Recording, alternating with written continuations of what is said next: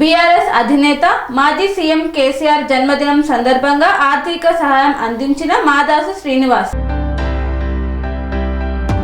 ప్రజానాయకుడు, మనసున్న మహానేత, మాజీ ముఖ్యమంత్రి చంద్రశేఖరరావు 72వ జన్మదినం సందర్భంగా గజ్వేల్ పట్టణంలో ఎమ్మెల్సీ వంటేరు యాదవరెడ్డి, గజ్వేల్ నియోజకవర్గ ఇన్ఛార్జ్ వంటేరు ప్రతాప్ రెడ్డి, గజ్వేల్ మాజీ మార్కెట్ కమిటీ చైర్మన్ మాదాస్ శ్రీనివాసుల ఆధ్వర్యంలో వేడుకలను ఘనంగా నిర్వహించారు.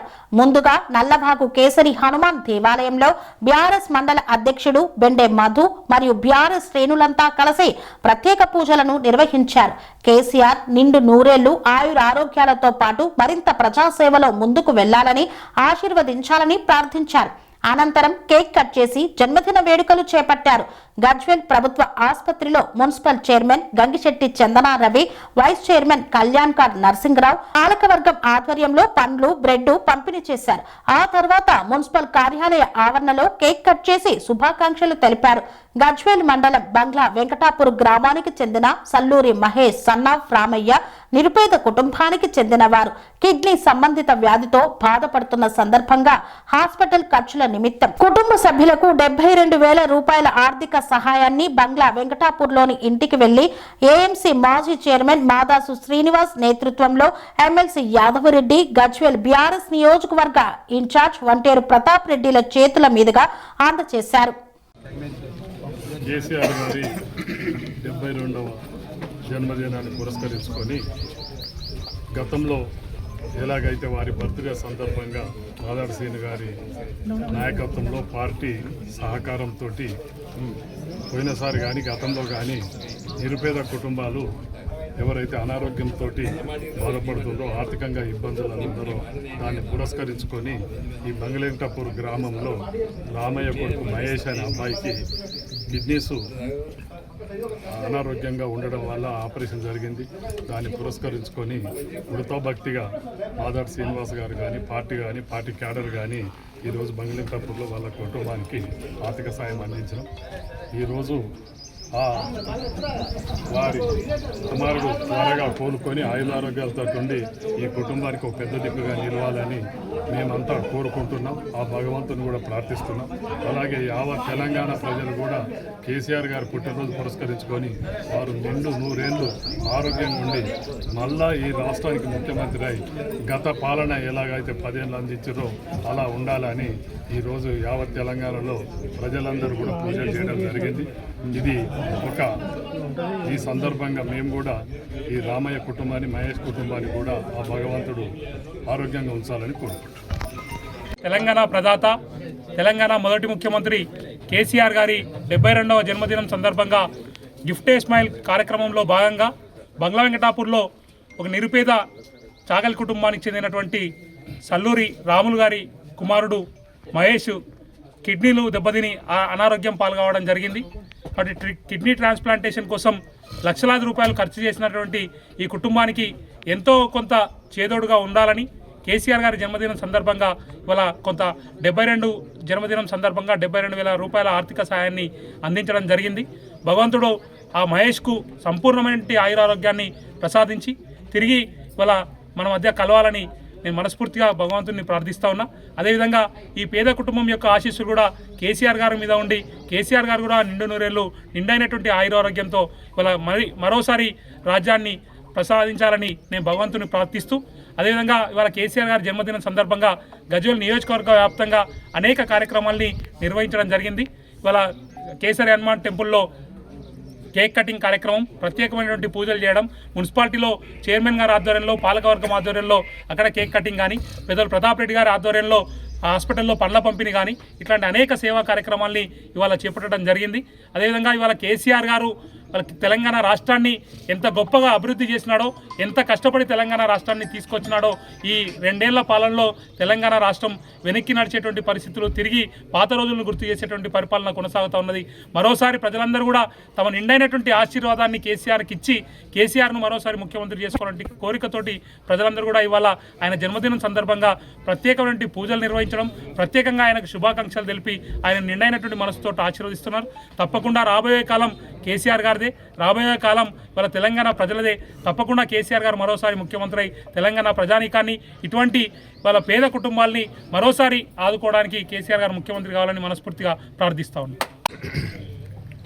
తెలంగాణ స్ఫూర్తిదాయకుడు, తెలంగాణ రాష్ట్ర తొలి ముఖ్యమంత్రి కేసీఆర్ గారి 72వ జన్మదిన వేడుకల్లో భాగంగా గజ్వేల్ నియోజకవర్గంలో 9 మండల హెడ్ క్వార్టర్సు, అదేవిధంగా 2 మున్సిపాలిటీలు, అన్ని గ్రామాలలో అన్ని దేవాలయాల్లో పూజలు నిర్వహించి కేసీఆర్ గారికి నిండు నూరేళ్ళు ఆయుష్ ఇవ్వాలి, మళ్ళీ తెలంగాణ రాష్ట్రానికి ముఖ్యమంత్రి కావాలి, ఈ రాష్ట్ర ప్రజలందరి యొక్క ఆకాంక్ష నెరవేరాలి. దానికోసం దానిలో భాగంగానే ఇవాళ గజ్వేల్ నియోజకవర్గంలో ఉండే ప్రజలందరూ కూడా కేసీఆర్ గారికి ఇంకా ఆయుష్ నిండుగా ఉండాలని చెప్పి దీవిస్తూ ఆశీర్వదిస్తూ తీసుకుంటున్నటువంటి ప్రోగ్రామ్స్ ఇవి. ఈరోజు బంగ్లే వెంకటాపూర్ గ్రామంలో మరి రామయ్య గారి కుమారుడైనటువంటి నరేష్ గారికి, మహేష్ గారికి కిడ్నీ ప్రాబ్లం ఉండడం వల్ల యశోద హాస్పిటల్లో కిడ్నీ ట్రాన్స్ప్లాంటేషన్ కోసం ఆయన సొంత తండ్రి రామయ్య గారు కిడ్నీ దానం చేయడం వల్ల మరి ఆ మహేష్ గారి యొక్క ప్రాబ్లం నుంచి కొద్దిగా బయటపడినటువంటి కార్యక్రమం. దానిలో భాగంగానే ఇవాళ మరి 72,000 శ్రీనివాస్ గారు ఇచ్చారు. నేను కేసీఆర్ గారి తరఫున 50,000 రూపాయలు బీఆర్ఎస్ పార్టీ ప్రకటించి వాళ్ళకి ఇప్పుడే 50,000 రూపాయలు కూడా ఇంటికి పంపిస్తాను. మరి ఏదేమైనప్పటికీ కూడా కేసీఆర్ గారు లేని లోటు ఈరోజు కనిపిస్తుంది. రాష్ట్రం మొత్తంలో కేసీఆర్ గారు లేని లోటు స్పష్టంగా కనిపిస్తుంది. అధికారాన్ని అడ్డుపెట్టుకొని రేవంత్ రెడ్డి గారు అవినీతికి పాల్పడి విపరీతంగా డబ్బులతో ఈ రాష్ట్రాన్ని విచ్ఛిన్నం చేసే ప్రయత్నం చేస్తూ ఉన్నారు. 10 సంవత్సరాల అధికారం లేకపోవడం వల్ల తెలంగాణ రాష్ట్రం మీద ఒక రాబందల్లాగా బందిపోటు దొంగల్లాగా రాష్ట్రం మీద పడి దోసుకుంటున్నారు. ఇవాళ ప్రజలందరూ కూడా గమనిస్తున్నారు. ఇవాళ మేము హాస్పిటల్కి వెళ్ళినప్పుడు కేసీఆర్ కిట్టు కనిపిస్తలేదు, న్యూట్రిషన్ కిట్ కనిపిస్తలేదు. ప్రజలు అక్కడ ఉన్నటువంటి హాస్పిటల్లో ఉన్నటువంటి మహిళలందరూ కూడా కేసీఆర్ లేని లోటు కనిపిస్తుందని చెప్పి స్పష్టంగా చెప్తున్నారు. ఆ రోజు కేసీఆర్ గారు తెలంగాణ రాష్ట్రం రాకముందు పరిస్థితి ఎలా ఉండే, తెలంగాణ రాష్ట్రం వచ్చినాక గ్రామాలను ఆదర్శంగా తీర్చిదిద్ది ప్రతి గ్రామంలో కూడా గ్రేవీ యార్డులు కానీ, డంప్ యార్డులు కానీ, గ్రామ పంచాయతీ బిల్డింగ్లు, తడి చెత్త, పొడి చెత్త, ఇంటింటికి మంచినీళ్ళు, ఇట్లా ఎన్నో కార్యక్రమాలు తీసుకొని గాంధీజీ కన్నటువంటి కళల్ని, గ్రామ స్వరాజ్యాన్ని తీసుకొచ్చినటువంటి నాయకుడు మరో గాంధీ కేసీఆర్ గారు. మరో గాంధీ ఈ అన్ని గ్రామాలలో కూడా మనం ఎప్పుడు ఢిల్లీకి వెళ్ళినా కూడా పంచాయతీరాజ్ తరఫున దాదాపుగా మనం 33% మన గ్రామాలు ఆదర్శ గ్రామాలుగా మనము అవార్డు అందుకున్నటువంటి విషయం మనందరికీ తెలుసు. ఇవాళ తెలంగాణ రాష్ట్రం ఏర్పడ్డాక గ్రామాలలో కనీసం క్లీనింగ్ లేకుండా, పారిశుద్ధ్యం లేకుండా గ్రామాలు వెనుకబడిపోయినాయి, పట్టణాలు కూడా వెనుకబడిపోయినాయి. ఆ రోజు కేసీఆర్ గారు హరితహారం తీసుకొచ్చి దాదాపు 286 కోట్ల మొక్కలు నాటి రాష్ట్రాన్ని హరిత రాష్ట్రంగా మార్చిండు. దాదాపు కాళేశ్వరం, అటు సీతారాముల ఎత్తిపోతల, ఇటు ఎస్ఎల్బీసీ, ఇటు రంగారెడ్డి ఎత్తిపోతల, ఇవన్నీ పెట్టుకొని అదేవిధంగా దక్షిణంలో బసవేశ్వరం కూడా స్టార్ట్ చేసి రాష్ట్రంలో నలుమూలల కూడా ఉన్నటువంటి రైతాంగానికి నీళ్ళు ఇవ్వాలన్నటువంటి ఆలోచన కేసీఆర్ గారితో మరి ఆ రోజు కాళేశ్వరంలో పంపులు స్టార్ట్ చేసుకుని మేడిగడ్డ, సుందిల, అన్నారం స్టార్ట్ చేసుకొని మరి కృష్ణా మీద కూడా పెద్ద ఎత్తున బ్యారేజీలు స్టార్ట్ చేసి మరి రాష్ట్రాన్ని సుభిక్షంగా ఉంచే ప్రయత్నం చేసిండు. ఇవాళ తెలంగాణ రాష్ట్రం ఏర్పడ్డ తర్వాత ముఖ్యమంత్రి బీఆర్ఎస్ పార్టీ దిగిపోయిన తర్వాత 2 సంవత్సరాల కాలంలో ఒక గంప మట్టి కూడా తీయలేదు, ఒక టన్ను స్టీల్ కూడా తేలే, ఒక టన్ను సిమెంట్ కూడా తేలే. అంటే వ్యవసాయ రంగాన్ని, ఇరిగేషన్ని నిర్వీర్యం పరుస్తున్నటువంటి కాంగ్రెస్ ప్రభుత్వానికి ఇకనైనా ప్రజలు బుద్ధి చెప్పాలని చెప్పి సందర్భంగా కోరుకుంటూ మరి కేసీఆర్ గారు ఇంకా నిండు నీరులతోని ఆరోగ్యాలతో ఉండాలని చెప్పి మా గజ్వేల్ ప్రజలందరూ కూడా కోరుకుంటున్నాం. మళ్ళీ మా గజ్వేల్ ఎమ్మెల్యేగా భారీ మెజార్టీతో గెలిపించి తెలంగాణ రాష్ట్రానికి ముఖ్యమంత్రిగా పంపడానికి మా గజ్వేల్ ప్రజలు కేసీఆర్ గారికి వెన్నుదన్నుగా నిలబడి పనిచేస్తారని చెప్పి ఈ సందర్భంగా తెలియజేస్తాం. స్వామి బోధానంద గోసేవ ఆశ్రమం సైతాపూర్. జ్యోతిష్యం, వాస్తుశాస్త్రం మన పూర్వీకులు మనకిచ్చిన వరం.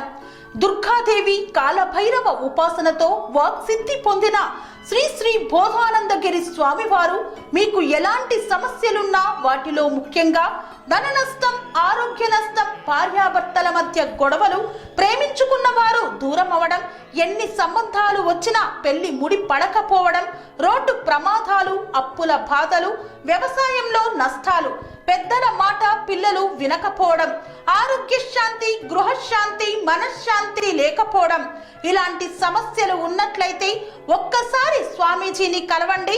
మీ సమస్యలకు తగిన పరిష్కారాన్ని పొందండి. అంతేకాక అన్ని రకాల వ్యాధులకు గోపంచగవ్య మరియు మూలికా వైద్యం చేయబడును. నమ్మకంతో రండి, ఆయురారోగ్యాలతో వర్ధిల్లండి. మా అడ్రస్ స్వామి బోధానంద గోసేవ ఆశ్రమం, సైతాపూర్, వీరభద్రస్వామి గుడి దగ్గర, యాదగిరిగుట్ట. సంప్రదించవలసిన నెంబర్ 9849213754 మరియు 9618034138.